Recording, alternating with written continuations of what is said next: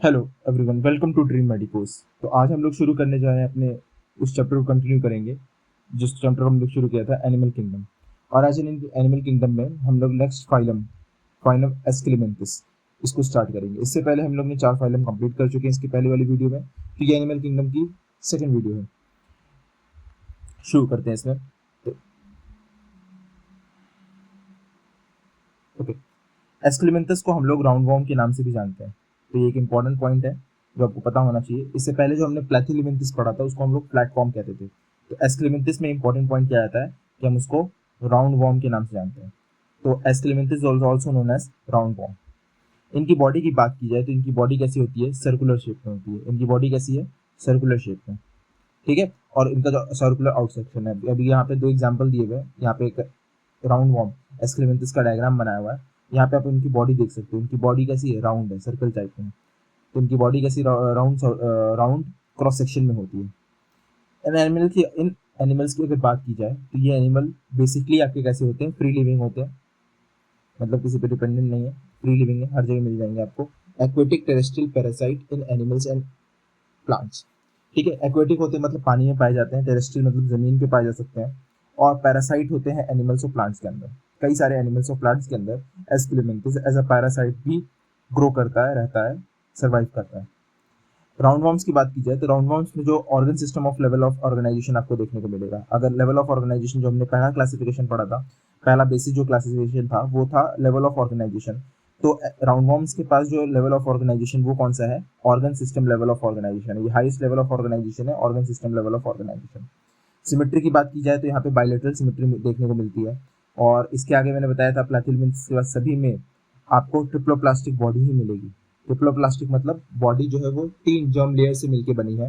वो germ layer कौन कौन से हैं, आउटर एक्टोडम, इनर एंडोडम, और बीच जो मिडल बीच की वाली जो सैंडविच लेयर होती है उसको हम लोग मिजोडम कहते हैं। सिलोम की बात की जाए तो ये ओनली सीजोसिलोमेट एनिमल्स है। ये ओनली सीडो सिलोमेट एनिमल्स है।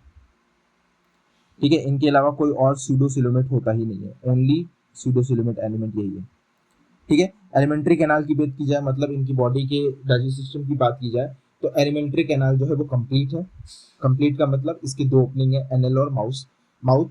और क्या नाम है, एलिमेंट्री कैनाल का जो अगर बात की जाए तो एलिमेंट्री कैनाल के अंदर फेरिंग्स जो इनके हैं वो कैसे पाए जाते हैं, मस्कुलर फेरिंग्स हैं। जो इनका माउथ पार्ट है वो कैसा है, मस्कुलर फेरिंग्स का फॉर्म में। ठीक है, मसल्स प्रेजेंट है फेरिंग्स के अंदर। एक्सक्रीटरी सिस्टम की बात की जाए तो यहाँ पे इनके पास एक्सक्रीटरी सिस्टम होता है जिससे अपना वेस्ट जो है बॉडी से निकाल सकते हैं। तो बॉडी से वेस्ट निकालने वाला जो पार्ट है उसको वो कहते हैं एक्सक्रीटरी पोर। क्या कहते हैं, एक्सक्रीटरी पोर कहते हैं। इसके बाद सेक्सेस की बात की जाए तो यहाँ पे सेक्सेस इनके कैसे होते हैं, सेपरेट होते हैं। मतलब मेल और फीमेल अलग अलग ऑर्गेनिज्म में होता है। मेल और फीमेल अलग अलग ऑर्गेनिज्म है। ठीक है, डिस्टिंक्ट है, अलग अलग है। आपको मेल भी अलग देखने को मिलेगा, फीमेल भी अलग देखने को मिलेगा। इसके अपोजिट हमने बात की थी हर्माफ्रोडाइट की। हर्माफ्रोडाइट वो एनिमल्स होते हैं जिसमें मेल और फीमेल एक ही बॉडी के अंदर रहते हैं। मेल और फीमेल एक ही बॉडी के अंदर रहते हैं। बट अगर बात की जाए किसके अंदर, एस्केलेमेंथिस की, तो पहली बार यहाँ पे डिस्टिंक्ट मेल और फीमेल देखने को मिले, मतलब डायोसिस कंडीशन पहली बार देखने को यहीं पे मिली, पहली बार। ठीक है, अगर बात की जाए कि अगर मेल और फीमेल में अगर आपको डिस्टिंग्विश करना है कि भाई मेल कौन सा है, फीमेल कौन सा है, तो मेल हरदम जो होता है वो थोड़ा छोटा होता है साइज में, फीमेल की लेंथ जो होती है वो थोड़ी ज़्यादा बड़ी होती है। और मेल में जो कर्विंग होती है टेल की, वो देख रहे हो आप, बहुत अच्छे से बहुत छोटे में कर्व हो जाता है। वेराज आप फीमेल में आपको कर्विंग देखो बहुत बड़ी मिलेगी, या तो मिलेगी ही नहीं। ठीक है, तो ये दो जो है बेसिक बहुत बड़े डिफरेंस होते हैं। ठीक है, इसके बाद फर्टिलाइजेशन की बात की जाए तो यहाँ पे फर्टिलाइजेशन इंटरनल होता है, और जो डेवलपमेंट है वो डायरेक्ट है, मतलब किसी भी तरह का डायरेक्ट। अच्छा, यहाँ पे जो डेवलपमेंट है वो दोनों तरीके के पाया जाता है, डायरेक्ट और इनडायरेक्ट दोनों। ठीक है, तो डेवलपमेंट यहाँ पे कैसा है, डेवलपमेंट में भी डायरेक्ट और इनडायरेक्ट। फर्टिलाइजेशन की बात की जाए तो यहाँ पे फर्टिलाइजेशन कैसा होता है, इंटरनल फर्टिलाइजेशन भी देखने को मिलेगा। एग्जाम्पल की बात की जाए यहाँ पे तो एस्कैरिस, जिसको हम लोग राउंड वॉर्म कहते हैं, वुनकेरिया, वुनकेरिया मतलब फ्लूइड वॉर्म होता है। ठीक है, इंसाइक्लोस्टोमा, इंसाइक्लोस्टोमा जो होता है उसको हुकवॉर्म कहते हैं। ठीक है, तो ये 3 तरह के यहाँ पे नाम दिए हुए हैं। एक एग्जांपल और होता है आई वॉर्म, आई वॉर्म जो होता है वो भी इसी में पाया जाता है। ठीक है, तो ये एग्जांपल किसके हैं, आपके एस्केलेमेंथिस के हैं। तो इसी के साथ ये वाला फाइलम यहीं पे खत्म होता है। आपको एनसीईआरटी के अलावा बाहर जाके कुछ याद करने की जरूरत नहीं है, जितना एनसीईआरटी में इन्फॉर्मेशन दी उतनी आप इन्फॉर्मेशन याद कर लीजिए। आपके एनिमल किंगडम के इससे बाहर से कोई क्वेश्चन नहीं आएंगे। अब नेक्स्ट फाइलम पे आते हैं, फाइलम एनिलिडा। फाइलम एनिलिडा जो है उसके अंदर जो ऑर्गेनिज्म पाए जाते हैं वो एक्वेटिक होते हैं। एक्वेटिक का मतलब पता होना चाहिए, जो पानी में रहते हैं उनको हम एक्वेटिक एनिमल्स कहते हैं। जो पानी में रहते हैं उनको हम क्या कहते हैं, एक्वेटिक एनिमल्स कहते हैं। ठीक है, तो ये क्या मरीन होते हैं कि फ्रेश वाटर होते हैं, तो ये दोनों ही होते हैं। They are both, they are marine also and they are aquatic, they are marine also and they are fresh water also. Marine का मतलब हो गया ओशंस में पाए जाते हैं, और फ्रेश वाटर का मतलब लेक, रिवर, इन सब में पाए जाते हैं। ठीक है, और एक्वेटिक तो होते ही हैं, इसके बाद टेरेस्ट्रियल भी होते हैं। टेरेस्ट्रियल मतलब जमीन पे पाए जाने वाले। ठीक है, तो फ्री लिविंग हो सकते हैं, और कभी कभी ये पैरासाइट की फॉर्म में भी पाए जाते हैं। Organ system level of organization देखने को मिलती है, और बायलैटरल सिमेट्री है। ठीक है, तो 2 पॉइंट यहाँ पे मिलता है कि ये organ system level of organization दिखाते हैं। बॉडी लेवल ऑर्गेनाइजेशन कैसा है इनका, ऑर्गन सिस्टम लेवल। और सिमेट्री की बात की जाए तो बायलैटरल सिमेट्री होती है। ठीक है, ट्रिप्लोप्लास्टिक होते हैं, तो पता ही होना चाहिए सारे ऑर्गेनिज्म अब क्या होता है, आप जितने भी पढ़ने वाले हो सारे ट्रिप्लोप्लास्टिक ही हैं। ठीक है, नेक्स्ट यहाँ पे सेगमेंटेशन की बात की जाए तो यहाँ पे आपको मेटामेरिक सेगमेंटेशन देखने को मिलेगी, और ये इंपॉर्टेंट पॉइंट है, इससे क्वेश्चन बन सकता है, क्योंकि ये इसी फाइलम में देखने को मिला। इससे पहले कहीं पे भी हमने मेटामेरिक सेगमेंटेशन नहीं देखा है। तो जो चीजें पहली बार किसी फाइलम में दिखाई देती है उसको याद करना, उसको समझना बहुत जरूरी हो जाता है। सिलोम की बात की जाए तो यहाँ पे आपको सिलोमेट ऑर्गेनिज्म मिलेंगे, मतलब बॉडी सिलोम, बॉडी कैविटी क्या है, प्रेजेंट होती है। Their body surface is distinct marked by the segment of metamers। इनकी बॉडी को आप डिस्टिंक्टली देख सकते हो, इनकी बॉडी के ऊपर आपको सेगमेंटेशन, ये जो दिख रहे हैं आपको, ये सेगमेंटेशन आराम से क्लियरली दिखाई देंगे। इनकी बॉडी मतलब डिवीजन होंगे इनकी बॉडी में। इस फाइनल का नाम एनिलिडा क्यों रखा गया? एनिलिडा एक लैटिन वर्ड है। एनिलस वर्ड जो होता है, लैटिन वर्ड एनिलिडा जो है वो लैटिन वर्ड एनिलस से निकल के आया, जिसका मतलब होता है छोटे छोटे रिंग्स, लिटिल रिंग्स। यहाँ पे लिटिल लिटिल रिंग्स देखने को मिल रही है, इसीलिए नाम इसका नाम क्या नाम रखा गया, एनिलिडा रखा गया। ठीक है, इनकी बॉडी में मसल्स की बात की जाए तो इनके पास 2 तरह के मसल्स होते हैं, एक होते हैं लॉन्गिट्यूडिनल मसल और एक होता है सर्कुलर मसल। ठीक है, ये दोनों तरह के मसल इनकी बॉडी में लोकोमोशन में हेल्प करते हैं। तो इनके पास इनकी बॉडी में 2 तरह के मसल्स होते हैं, one is longitudinal and other is circular. और ये दोनों ही मसल क्या करते हैं, लोकोमोशन में हेल्प करते हैं। They help in locomotion, which help in locomotion. Clear? Aquatic annelida like nereis. Aquatic annelida, यहाँ पे ये क्वेश्चन बन सकता है कि एक्वेटिक एनिलिडा का नाम बताइए, तो एक्वेटिक एनिलिडा कौन सा हो जाएगा? नीरेस एक एक्वेटिक आपका क्या है, एनिलिडा है, जिसके पास लेटरल अपेंडेजेस प्रेजेंट है। लेटरल अपेंडेजेस प्रेजेंट है, जिसको हम लोग कहते हैं पैरापोडिया। ठीक है, ये पैरापोडिया क्या करता है, नीरेस को पानी के अंदर स्विम करने में हेल्प करता है। तो नीरेस के पास पहला पॉइंट क्या होता है, नीरेस इज अ एक्वेटिक एनिलिडा।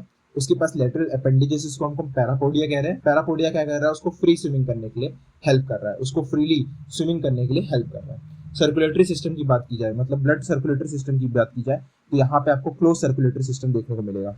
इनकी बॉडी में कैसा सर्कुलेटरी सिस्टम होता है, क्लोज सर्कुलेटरी सिस्टम प्रेजेंट होता है। एक्सक्रीशन की बात की जाए तो जैसे हमारे पास हमारी बॉडी में किडनी प्रेजेंट होता है, उसी तरह से एनिलिडा में आपको क्या देखने को मिलेगा, एनिलिडा में आपको नेफ्रीडिया देखने को मिलेगा। ठीक है, nephridia is a plural word, अगर इसका सिंगुलर देखोगे आप तो नेफ्रीडियम होता है। ये क्या करता है, 2 काम में हेल्प करता है, फिर से वही ऑस्मोरेगुलेशन और दूसरा एक्सक्रीशन। तो नेफ्रीडिया किसके बॉडी में प्रेजेंट है, ये कैरेक्टरिस्टिक फीचर हो जाता है यहाँ पे इसका। Nephridia is present in the body of Annelida, and what is the function of nephridia? Nephridia function as a osmoregulator and a organ for excretion. Good. आगे बढ़ते हैं, तो यहाँ पे न्यूरल सिस्टम भी देखने को मिलेगा, मतलब जो आपकी न्यूरल कंट्रोल एंड कोऑर्डिनेशन जो बॉडी का हो रहा है, वो किसके थ्रू हो रहा है, पेयर्ड गैंग्लिया। किसके थ्रू हो रहा है, पेयर्ड गैंग्लिया प्रेजेंट है। 2 गैंग्लिया प्रेजेंट है पेयर्ड के फॉर्म में, और इनसे क्या है, लेटरल नर्व्स निकल रही है जो dorsally ventral double ventral notochord में जा रही है। ठीक है, और ये इसके किसे ब्रेन जैसे फंक्शन करता है। ये कौन से, paired ganglia function as a brain. Nereis की बात की गई थी तो एक्वेटिक है, और एक्वेटिक होने के कारण ही एक्वेटिक है। और उसमें एक चीज याद करनी है आपको, तो पहला पॉइंट क्या है, नीरिस is a aquatic Annelida.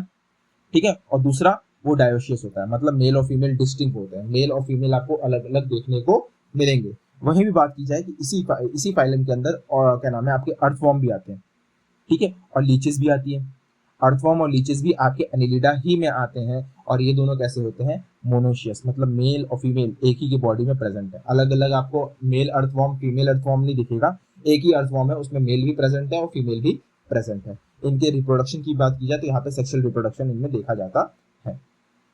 Clear? इसकी एग्जांपल की बात कर लें तो यहाँ पे नीरिस हो गया, फेरिटीमा, जो मतलब अर्थवॉर्म का साइंटिफिक नेम क्या होता है, फेरिटीमा।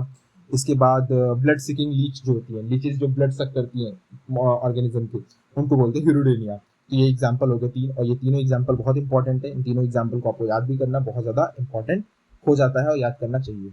ठीक है, तो नेरिस हो गया, फेरिटीमा हो गया, हिरुडेनिया हो गया, इनके फुल फॉर्म आपको, इनके जो साइंटिफिक नेम तो ये हो गए, इनके कॉमन नेम भी आपको पता होने चाहिए।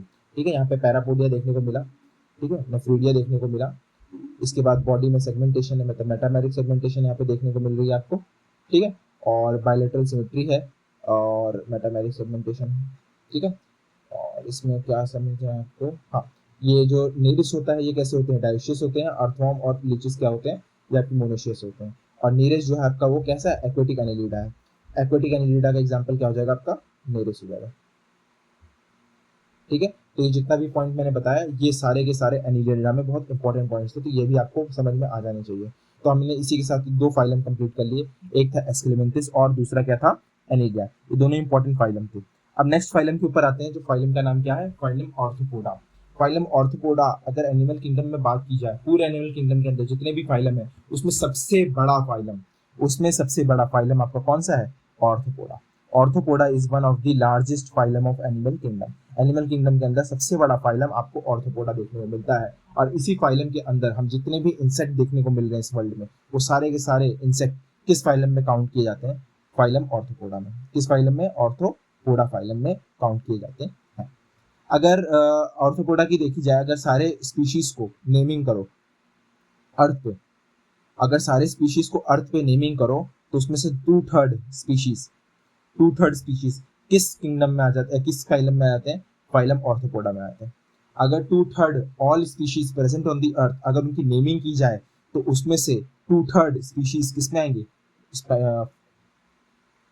आपके फाइलम ऑर्थोपोडा में आ जाएंगे। They have organ system level of organization. फिर से यहाँ पे अगर सिस्टम ऑफ ऑर्गेनाइजेशन देखा जाए कि ये किस लेवल ऑफ ऑर्गेनाइजेशन में आती है, इनकी बॉडी क्या है, तो वो ऑर्गन सिस्टम लेवल हो जाती है। सिमेट्री की बात की जाए तो बायलैटरल सिमेट्री है। बॉडी में ट्रिप्लोप्लास्टिक होते हैं ये, मतलब तीनों जर्म लेयर प्रेजेंट है। सेगमेंटेशन यहाँ भी मिलती है आपको, ठीक है, और सीलोम भी प्रेजेंट है। ये तो बेसिक जो हमने क्लासिफिकेशन पढ़ा था उसके हिसाब से ये सारे पॉइंट्स इसमें हो गए क्लियर। अब कुछ चीजें बात हम एक्स्ट्रा समझते हैं। तो यहाँ पे जो याद करने वाली चीज है वो क्या हो जाती है कि इनका जो एक्सोस्केलेटन होता है, ऑर्थोपोडा का बाहर वाला जो स्केलेटन होता है, एक्सोस्केलेटन बाहर वाला, वो किसका बना होता है, काइटिन का। मतलब कैसा है, टाइटेनियस है। कैसा है, टाइटेनियस है। ठीक है, बॉडी में अगर बात की जाए तो बॉडी जो है वो तीन पार्ट से मिलकर बनी होती है। एक होता है हेड, थॉरेक्स और एब्डोमेन। अगर इनकी बॉडी को जोड़ा जाए, अगर इनकी बॉडी को डिवीजन की जाए, इनकी बॉडी को अगर डिवीजन किया जाए तो तीन पार्ट्स में टूटता है, तीन पार्ट्स में डिवाइड हो जाता है। पहला पार्ट होता है हेड, दूसरा पार्ट होता है थॉरेक्स, और तीसरा पार्ट होता है आपका एब्डोमेन। ठीक है, तो इनकी बॉडी जो है वो तीन पार्ट में डिवाइड किया जा सकता है। First is head, second is thorax and third is abdomen. ठीक है, और अपेंडेजेस की बात की जाए, तो इनकी ज्वाइंट अपेंडेजेस मिलते हैं। ठीक है, अब इसका मतलब क्या होता है, ठीक है, ज्वाइंट अपेंडेजेस, पैर की बात की जा रही है। तो इसका नाम भी ऑर्थोपोडा कैसे पड़ा वो समझने की जरूरत है आपको। ऑर्थोपोडा मतलब, ऑर्थो मतलब होता है ज्वाइंट और पोडा मतलब होता है अपेंडेजेस। तो ऐसे ऑर्गेनिज्म जिनके अपेंडेजेस ज्वाइंट है उनको क्या कहते हैं हम लोग, ऑर्थोपोडा नाम से जानते हैं। रेस्पिरेटरी सिस्टम की बात की जाए तो यहाँ पे आपको कई तरह के ऑर्गन्स मिलते हैं रेस्पिरेशन कराने के लिए। सबसे पहले आपको मिलता है गिल्स प्रेजेंट है, बुक गिल्स प्रेजेंट है। ठीक है, इसके बाद बुक लंग्स प्रेजेंट है, और ट्रैकियल सिस्टम जो हमारी ह्यूमन बॉडी में सिस्टम होता है, ट्रैकियल सिस्टम, वो भी प्रेजेंट है। ठीक है, तो ये चारों तरह के सिस्टम आपको रेस्पिरेटरी सिस्टम देखने को मिलते हैं। ये चारों ही आपको याद कर लेने चाहिए मेरे हिसाब से, हो सकता है कि इसमें से कोई क्वेश्चन बन सके। इसके बाद सर्कुलेटरी सिस्टम की बात की जाए तो यहाँ पे ओपन सर्कुलेटरी सिस्टम देखने को मिलता है। मतलब बॉडी जो है में कोई ट्यूब सिस्टम प्रेजेंट नहीं है, बॉडी में ब्लड जो है वो ओपनली रन करता है। तो open system circulatory open system पाया जाता है। सेंस ऑर्गन की बात की जाए तो यहाँ पे एंटीने, आईज, सिस्टोसिस्ट, ठीक है, ये तीन तरह के कुछ ऑर्गन्स प्रेजेंट है इनकी बॉडी में। कौन कौन से, सबसे पहले एंटीना प्रेजेंट है, ठीक है, आइज है। आइज नॉर्मल आइज नहीं है, कंपाउंड आइज और सिंपल आइज दोनों तरह की मिलती है। और ये सिंपल आइज और कंपाउंड आइज क्या करती हैं, इनको क्या नाम है, अपने इन्वायरमेंट को देखने में हेल्प करती है। इसके बाद स्टेटोसिस्ट भी इनकी बॉडी में प्रेजेंट है, और ये स्टेटोसिस्ट का काम, ये तीनों ही मतलब मिलके आपके बॉडी बैलेंसिंग में हेल्प करते हैं।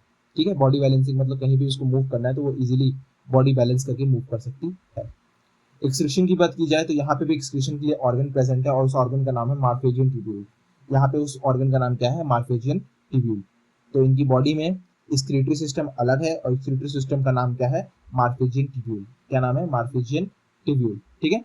और ये कैसे होते हैं? डायोशियस होते हैं। ये कैसे होते हैं? इनकी बॉडी कैसी है? They are mostly dioecious. They are mostly dioecious. Dioecious मतलब मेल और फीमेल अलग अलग है। फर्टिलाइजेशन की बात की जाए तो यहाँ पे फर्टिलाइजेशन आपको कैसा मिलता है? इंटरनल फर्टिलाइजेशन देखने को मिलेगी। इनकी बॉडी में फर्टिलाइजेशन कैसे देखने को मिलेगी? इंटरनल देखने को मिलेगी। और ये ऑर्गेनिज्म ओविपेरस है। ओविपेरस का मतलब क्या होता है ये जानने की जरूरत पड़ेगी आपको। ओविपेरस ऐसे ऑर्गेनिज्म होते हैं जो अंडे देते हैं, एग लेइंग एनिमल्स होते हैं। क्या होते हैं? Egg laying, egg laying organisms होते हैं। ठीक है। और वीवीपेरस होता है जो यंग वंस मतलब बच्चों को जन्म देते हैं, उनको कहते हैं वीवीपेरस। और जो अंडे देते हैं उनको कहते हैं ओवीपेरस। तो आपके जो ऑर्थोपोडा होते हैं वो कैसे हैं? अंडे देने वाले ऑर्गेनिज्म है, मतलब ये ओवीपेरस है। ठीक है। इसमें एक एग्जांपल है वीवीपेरस का, स्कॉर्पियन। स्कॉर्पियन जो है वो अंडे नहीं देती, वो डायरेक्टली बच्चे देती है। तो स्कॉर्पियंस जो वो किस में रहते हैं? वीवीपेरस में। दिया नहीं है बट वो थोड़ा सा मैंने एक्स्ट्रा था तो मैंने आपको बता दिया। एनसीईआरटी में उसके बारे में कुछ मेंशन नहीं किया गया। डेवलपमेंट की बात की जाए तो यहाँ पे डायरेक्ट और इनडायरेक्ट दोनों तरह का डेवलपमेंट देखने को मिलता है। अब इसका मतलब क्या होता है? अगर डायरेक्ट डेवलपमेंट है मतलब कोई उनकी बॉडी में लार्वा, जो उनकी लाइफ साइकिल है उसमें कहीं भी आपको लार्वा स्टेज देखने को नहीं मिलेगा। पर अगर इनडायरेक्ट डेवलपमेंट है तो आपको लार्वा स्टेज देखने को मिल जाएगा। अब यहाँ पे जो एग्जाम्पल्स हैं वो बहुत इंपॉर्टेंट है। आपको सारे एग्जाम्पल्स को जिस तरीके से बताया गया उस तरीके से याद करना बहुत जरूरी है। सबसे पहले इकोनॉमिकली इंपॉर्टेंट इंसेक्ट्स की बात करते हैं, मतलब जो ह्यूमन को या किसी भी तरह की से इकोनॉमिकली इंपॉर्टेंट है। सबसे पहले आता है एपीज। एपीज मतलब होता है हनी बी। आपको पता है हनी बी से क्या मिलता है? हनी बी तो आपको पता ही नहीं। एपीज जो है कि हनी बी की प्रजाति है, ठीक है, स्पीशीज है जो हनी बी। अब हनी बी से क्या होता है? सबसे पहले तो हनी मिलता है और दूसरा बी वैक्स मिलता है। हनी से तो हनी खाने में इस्तेमाल होता है, मेडिसिन में यूज होता है, और बी वैक्स जो है वो क्या नाम है, वैक्स बनाने में इस्तेमाल किया जाता है। इसके बाद है बॉम्ब वैक्स। बॉम्ब वैक्स, ठीक है। इसको सिल्क वॉर्म कहते हैं और सिल्क वॉर्म तो आपको पता है सिल्क का कपड़ा, सिल्क निकलता है इसमें। इसके बाद है लेसिफर। लेसिफर जो होते हैं उसको लैक इंसेक्ट कहते हैं, ये लैक प्रोड्यूस करते हैं। ठीक है। तो ये सब क्या हो गए? इकोनॉमिकली इंपॉर्टेंट इंसेक्ट्स हो गए। ठीक है। ऑर्थोपोडा के एग्जांपल्स हैं। इसके बाद वेक्टर। वेक्टर मतलब होता है जो किसी डिजीज को एक जगह से दूसरी जगह, मतलब एक ऑर्गेनिज्म से दूसरे ऑर्गेनिज्म में ट्रांसफर करवाता है, उसको हम वेक्टर कहते हैं। तो एनोफिलीज हो गया, ठीक है, फ्यूलेक्स हो गया, एडीज हो गया। ये तीनों ही मॉस्किटो की प्रजातियां, तीनों ही इंसेक्ट है और ये तीनों वेक्टर है। गर्गेरियस पेस्ट, जो नुकसान, ऐसे पेस्ट, ऐसे जो पेस्ट होते हैं जो नुकसान कर रहे हैं और नुकसान के साथ साथ ये एक झुंड में रहते हैं।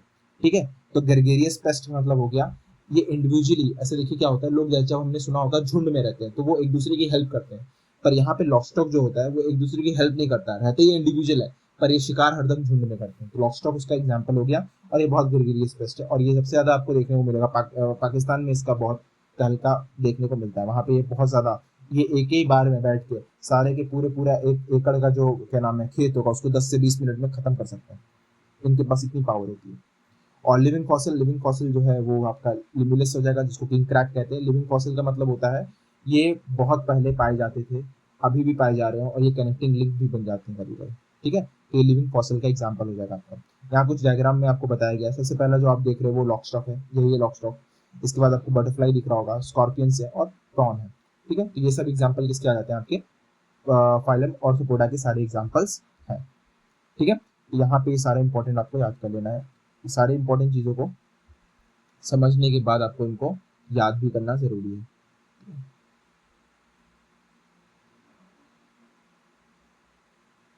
ठीक है। तो इसमें क्या क्या इंपॉर्टेंट है मैं उसको हाईलाइट एक बार फिर से हो जाता हूँ। सबसे पहला लार्ज फाइलम है, लार्जेस्ट फाइलम। ठीक है। 2/3 नेमिंग किया गया है और ये सब चीज़ें तो देखिए। इसके बाद इसकी जो एक्सोस्केलेटन वो किस है? काइटिनस एक्सोस्केलेटन है। हेड, थॉरेक्स और एब्डोमेन है। ठीक है। जॉइंट अपेंडेजेस प्रेजेंट है बॉडी में। क्या नाम है, रिस्पिरेटरी सिस्टम की जो गिल्स से होगा, बुक गिल्स के होगा, बुक लंग्स के थ्रू होगा।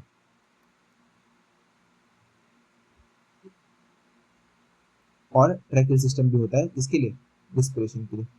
इसके बाद सर्कुलेटरी सिस्टम की बात की तो ओपन है और बॉडी में एंटीने प्रेजेंट है। बॉडी में क्या प्रेजेंट है? एंटीने प्रेजेंट है, आइस प्रेजेंट है, स्टेटोसिस प्रेजेंट है और तीनों क्या करते हैं? सेंसरी ऑर्गन की तरह काम करते हैं। इसके बाद है मार्फिजियन ट्यूब्यूल। ये मार्फिजियन ट्यूब्यूल्स भी हैं। ठीक है। कैसे होते हैं ये लोग? ये इंपॉर्टेंट है। ये सब है डायोशियस, मोस्टली डायोशियस होते हैं। और फर्टिलाइजेशन कैसी है? इनकी इंटरनल है, ओविपेरस ऑर्गेनिज्म। तो जितना भी इंपॉर्टेंट मैंने हाईलाइट किया हुआ है सारी इंपॉर्टेंट चीजें, इनको आपको याद कर लेना है। इससे ज़्यादा एनसीईआरटी के अलावा कुछ भी नहीं पूछा जाएगा। तो और आज की क्लास का, आज की लेक्चर में लास्ट जो फाइलम आपको बताने वाला हूँ वो फाइलम है फाइलम मोलस्का।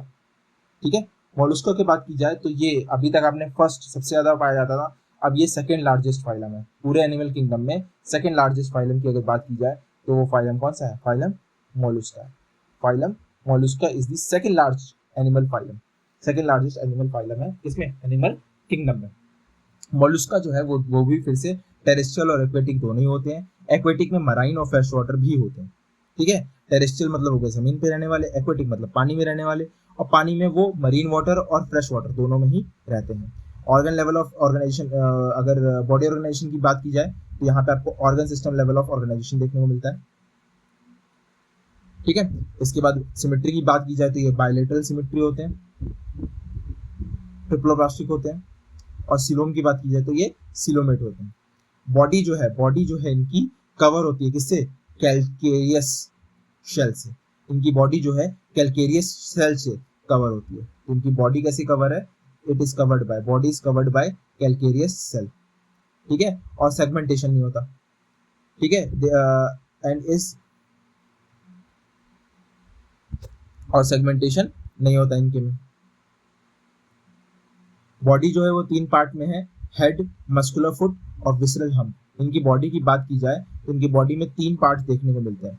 एक इनका हेड होता है, दूसरा इनका मस्कुलर फुट होता है, इनका जो फुट है वो भी मस्कुलर फुट है, और इसके बाद जो हम्प ऊपर जो इनके लेके चलते हैं एक बड़ा सा चीज, उसको हम्प कहते हैं, और इनका विसिरल हम्प होता है। बॉडी की बात की जाए तो सॉफ्ट होते हैं, स्पॉन्जी लेयर होता है बॉडी पे, और उससे क्या बनता है? इनके मेंटल बनता है over the visceral hump. Visceral hump के ऊपर मेंटल बनता है जो सॉफ्ट स्पॉन्जी लेयर का होता है। हम्प और मेंटल के बीच की जो स्पेस होती है उसको मेंटल कैविटी कहते हैं, विच इज फेदर लाइक, और वो फेदर लाइक है, बहुत इनको हल्का बनाती है। और वहीं पे आपके गिल्स प्रेजेंट होते हैं, वहीं पे इसके क्या प्रेजेंट होते हैं? गिल्स प्रेजेंट होते हैं। गिल्स मतलब जो इनके रेस्पिरेटरी कराएंगे। तो the space between the hump and the mantle is called the mantle cavity. ठीक है, which feather like gills is present, और फेदर लाइक गिल्स वहीं पे प्रेजेंट है। तो ये इंपॉर्टेंट हो गया पूरा। ठीक है, दे रेस्पिरेटरी एंड एक्सक्रीटरी फंक्शन, और यही जो गिल्स है रेस्पिरेटरी और एक्सक्रीटरी दोनों का फंक्शन परफॉर्म करते हैं।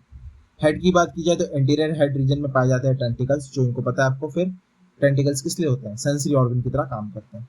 माउथ की बात की जाए यहाँ पे तो यहाँ पे ये वाला पॉइंट बहुत इंपॉर्टेंट आता है। माउथ के में finger like rasping organ present है, जिसको हम लोग फीडिंग के लिए प्रेजेंट होते हैं, उसको हम रेड्यूला कहते हैं, ये इंपॉर्टेंट है, इसको याद कर लीजिए। ठीक है, तो इस फाइलम के अंदर जो भी चीज इंपॉर्टेंट थी मैंने उसको हाईलाइट कर दी है। फाइलम मोलस्का छोटा सा फाइलम है पर सेकंड लार्जेस्ट है। छोटा सा फाइलम समझने के लिए, पढ़ने के लिए, पर अगर एनसीईआरटी से, पर अगर फाइलम के अंदर मेंबर्स की बात की जाए तो ये सेकंड लार्जेस्ट हो जाता है। ठीक है, कुछ इंपॉर्टेंट इन्फॉर्मेशन कैसे होते हैं? ये यूजुअली डायोशियस होते हैं। डायोशियस मतलब मेल और फीमेल अलग है, और ओविपेरस होते हैं मतलब अंडे देते हैं। ठीक है, एग्जाम्पल की यहाँ पे कुछ एग्जाम्पल दे रखे हैं जो आपको समझ लेने चाहिए, याद कर लेना बहुत इंपॉर्टेंट है। इसके एग्जाम्पल टेस्ट में आते भी हैं और आपको याद रहनी चाहिए। सबसे पहला है पीला, जिसको एप्पल स्नेल कहते हैं। ठीक है, दूसरा है निक्टेटा, जिसको हम लोग पर्ल ऑस्टल कहते हैं। ठीक है, सेपिया कटल फिश को बोलते हैं। इसके बाद आपका आता है लोलीगो जिसको कहते हैं इसको। ऑक्टोपस का साइंटिफिक नेम होता है डेविल फिश। ठीक है, मतलब इसको डेविल फिश के नाम से भी जानते हैं। एप्लाइसिया, जिसको हम लोग सी हर्ड कहते हैं। डेंटेलियम इसको ठस्क शेल कहते हैं। और लास्ट में आपका आता है, इसका नाम है चीटोप्ल्यूरा, जिसको हम लोग चूटॉन कहते हैं। तो ये कुछ एग्जांपल्स हैं। इसकी सारे सबसे ज्यादा एग्जांपल इसी वाले फाइलम में, तो ये फाइलम को ये सारे एग्जांपल जो है मैच द फॉलोइंग और डिफरेंट तरीके में क्वेश्चंस में पूछ लिया जाता है। ठीक है, तो आपको क्या करना है, इस चैप्टर को, इस जो मैंने आपको बताया उस तरीके से इस चैप्टर को एक बार रीड कर लेना है। इंपॉर्टेंट पॉइंट जो मैंने हाईलाइट किए हुए उसको याद कर लेना है, और इसके अलावा इससे आपको कोई क्वेश्चन देखने को नहीं मिलेगा ज़्यादा। ठीक है, तो ये चैप्टर बस इसीलिए है कि आपको इसको समझना बहुत ज़रूरी है, और समझने के लिए आपको पॉइंट से एक बार इसको रीड करना और मेरे वीडियो से एक बार इसको पढ़ना ज़रूरी है। जैसे ही आपको ये चीज़ समझ में आए, इसको चीज़ों को याद करने के बाद इसके एमसीक्यू ट्राई कीजिए। एमसीक्यू को आपको करने के लिए आपको जो बुक यूज़ करनी चाहिए वो मेरे को लगता है आपको फिंगर टिप जो है एनसीईआरटी फिंगर टिप, वो इंपॉर्टेंट बुक है, उससे आप इसके क्वेश्चन को ट्राई कर सकते हैं। ठीक है, तो आज की वीडियो को हम लोग यहीं पे खत्म करते हैं। Thank you for joining, please hit the like button and subscribe.